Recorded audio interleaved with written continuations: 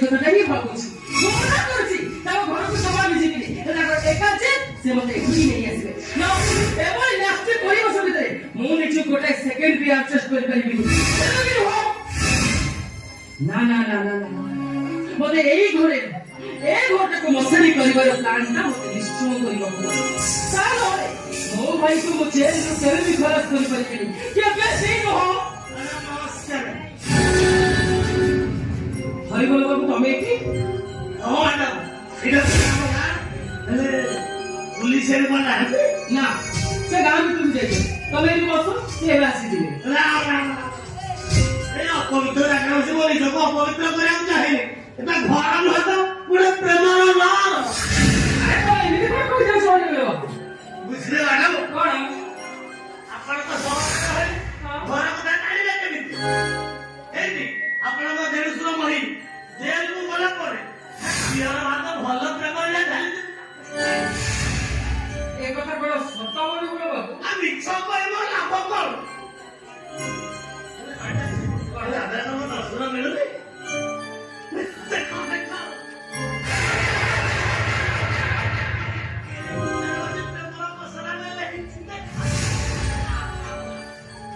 ତମେ ଠିକ କରୁଛ ହରିବୋଲ ବାବୁ। ତମେ ଠିକ କଥା କହିଛ। ମୁଁ ଯେତେବେଳେ ଏ ଘରକୁ ଆସିଲି ସେମାନଙ୍କ ଉପରେ ମୋର ସନ୍ଦେହ ଥିଲା। ଏବେ କଥାଟା ପୁରା ପରିଷ୍କାର ହେଇଗଲା। ଏମାନଙ୍କୁ ମୁଁ ଜମା ବି ଛାଡ଼ିବିନି। ଉପଯୁକ୍ତ ଲେସନ ଦେବି। ହଁ ଉପଯୁକ୍ତ ଲେସନ। ବୋହୁ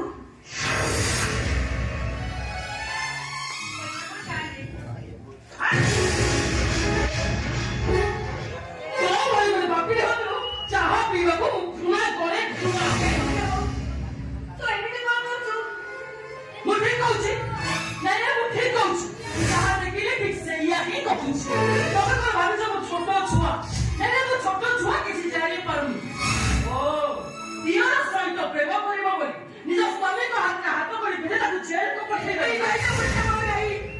ଏତେ ବଡ ପାପ କଥା ତୁ ମୋ ନାଁରେ କହନିଲ। ଚିଡ଼ି ପଡିବ। ସାଗର ମାରି ଆସିବ। ପ୍ରଳୟ ଆସିବ। ପ୍ରଳୟ। ଆରେ ବଚ୍ଚା ବୋଉ ପିଲାଟା କାଲିଠୁ କିଛି ନ ଖାଇ ନ ପିଇ ଜ୍ୱରରେ କମ୍ପୁଥିଲା। ମୁଁ ତା ପାଖରେ ବସି ତା ମୁଣ୍ଡଟା ଟିକେ ଚିପି ଦଉଥିଲି। କିନ୍ତୁ ତୁ ଏମିତି ଚିପା ଚିପି ନହେଲେ ପ୍ରେମ ହବ କେମିତି? ଏତେ ବଡ ପାପ କଥା କହିବା ପାଇଁ ତମ ଜୀବନ ଟିକେ ଛିଡ଼ି ପଡୁନି।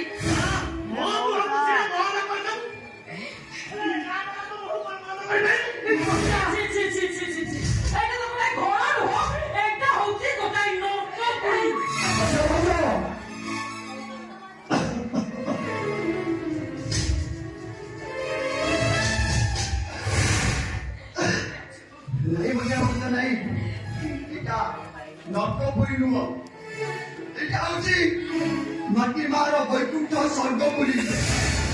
ଆଉ ତମେ ସ୍ୱର୍ଗପୁରୀ କହୁ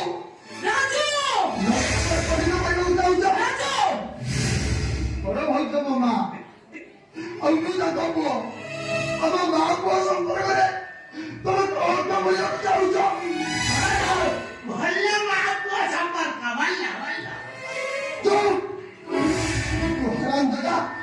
ମଜା ଭାଷନ୍ତ ମନରେ ବିଷମ ମୃତ୍ୟୁ ଆମ ସଂସାର ନିୟମ ଦେବାକୁ ଚାହୁଁଛ? ମୁଁ ଯେତେ କେବେ ଛାଡ଼ିବି ଆରମ୍ଭ ଭଲ କଲେ ପରା ମନ୍ଦ। କାରଣ ଏଇଟା କଳି ଯୁଗ। ମାସ୍ତି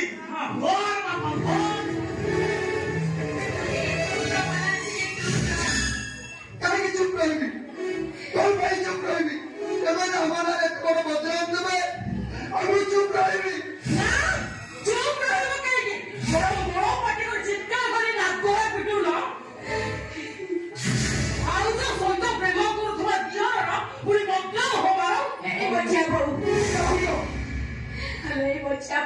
ଏତେ ବଡ ପାପ କଥା ମୁହଁରେ ଧରିନିଲ। ତତେ ମୁହଁରେ ଧରିବା ପାଇଁ ଟିକେ ବି ଖରାପ ଲାଗୁନି? ଖରାପ ଲାଗିବା କଥା ନା। ଯେତେବେଳେ ଦିଅର ଭାଉଜର ପ୍ରେମଟା ମୋ ଆଖି ଆଗରେ ପଡିଗଲା ମୋତେ କଥାଟା ନିଶ୍ଚୟ ଖରାପ ଲାଗିବ। କଥାବାର୍ତ୍ତା କଣ କହୁଛି? ତମ ସେ ପାପ ଯୋଉଟାକୁ ଟାଣି ଛିଡେଇବି। ଥରେ ନୁହଁ 1000 ଥର କହିବି, ବାରମ୍ବାର କହିବି ତମ ମା ପୁଅଙ୍କ ଭିତରେ ସମ୍ପର୍କ ନାହିଁ। ଅଛି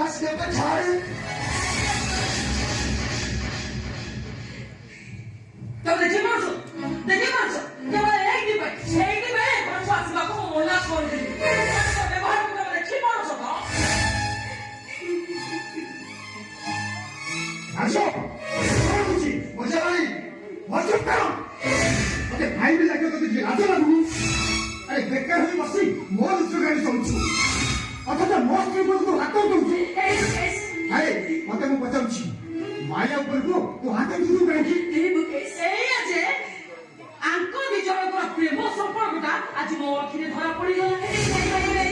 ଏତେ ବଡ଼ ପାପ କଥା ଜମା ମୋ ନାଁରେ କହିଲ। ମୁଁ ପଦ ବଡ଼ ଭଉଣୀ। ହେ ମୁକେଶ ମତେ ବିଶ୍ୱାସ କର।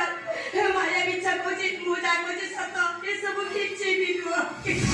କାହା କଥାକୁ ମୁଁ ବିଶ୍ୱାସ କରିବି? ତମ କଥାକୁ ନା ମାୟା ଆଖିରେ କାହାକୁ ବିଶ୍ୱାସ କରିବି? ହେ ମୁକେଶ ତମେ ଏମିତି ସବୁ କଣ କରୁଛ? ଛି ଛି ଛି ଛି ତମର ତ ସମଗ୍ର ନାରୀତ୍ୱ ଗୋଟାଏ କଳଙ୍କ। ଏ ନାରୀ ନୁହଁ ଗୋଟେ ନର୍କ। ଆଉ ତମକୁ ମା ବୋଲି ଡାକିବାକୁ ମତେ ଘୃଣା ଲାଗୁଛି। ତମେ ଭାବି ମୋର ଭାବି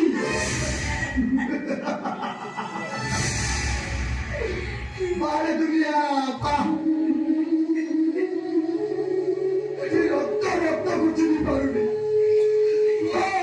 माँ को विश्वास कर पारुनी भाई तुम्हारी कुलकुनी माया दादा झंझे अंधारी गई तो भाई पवित्र माँ नारे कलंक मुल्क मुझे आम समस्त गोटे माँ पेट जन्म हेलेनी तुम धर्म मूल किसी पाप अच्छी पाप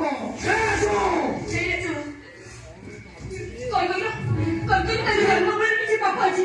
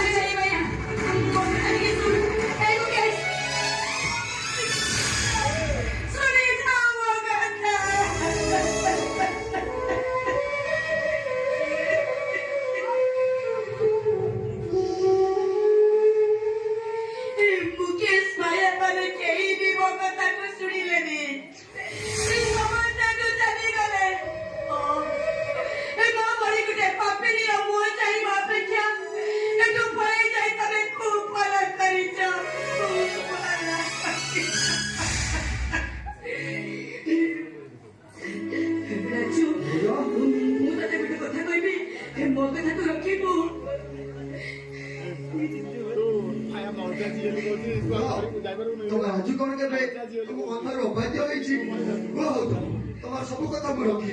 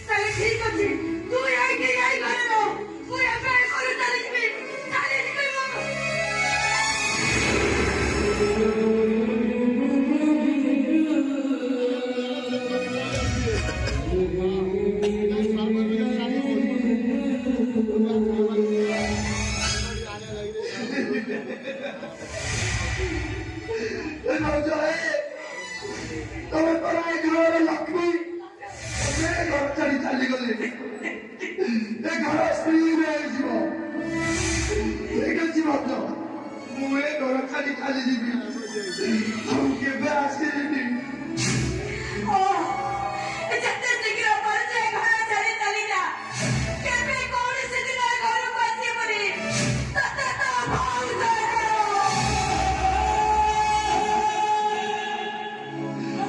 ଭାଉଜ ରାଣୀରୁ ପକେଇଲି ତମେ ମୋ ପାଇଁ ଲୋକର ପିନ୍ଧିବାର ଟାଣିଦେଲ ନା ଠିକ ଅଛି ମୁଁ ଆଜିଠାରୁ ଏ ଘର ଛାଡ଼ି ଚାଲିଯିବି ଆଜିଠାରୁ ମା ଲକ୍ଷ୍ମୀଙ୍କ ଅନ୍ନ ମୋ ପାଇଁ ସାତ ସଫଳ